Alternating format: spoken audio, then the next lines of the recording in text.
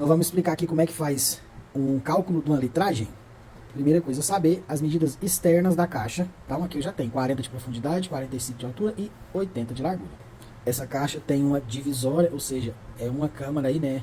Para cada um ou dois falantes. Vamos imaginar que são 2 alto-falantes, tá? Cada câmara, beleza? Só para a gente determinar.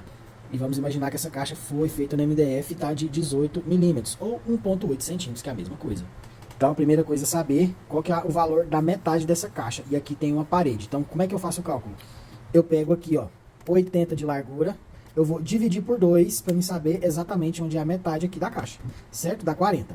Aqui na metade eu sei que eu tenho 1,8, então é como se fosse 0,9 cada lado, certo? Então eu vou diminuir os 40 de 0,9, certo? E vou diminuir também 1,8 da peça lateral, então menos 1,8 da peça lateral. Então eu tenho 37,3 de medida interna de largura.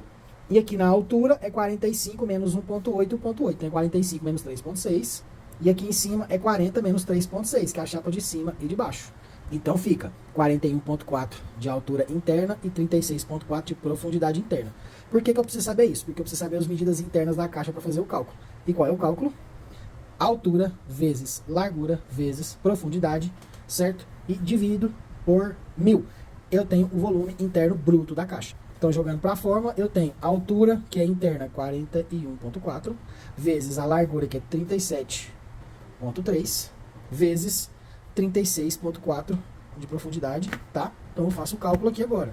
Então, eu tenho 41,4 vezes 37,4 vezes 36,4 e vou dividir por 1000.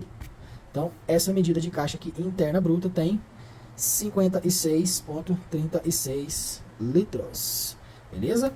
E isso aqui eu expliquei de uma forma um pouco mais complexa, porque a caixa tem divisória. Se essa caixa não tivesse divisória, eu pegaria aqui os 80, tá? Se quiser saber o volume interno sem divisória. Então, 80 menos 3,6, que é 1,8 dessa peça e 1,8 dessa, então fica 76,4, tá? Que é 80 menos 3,6.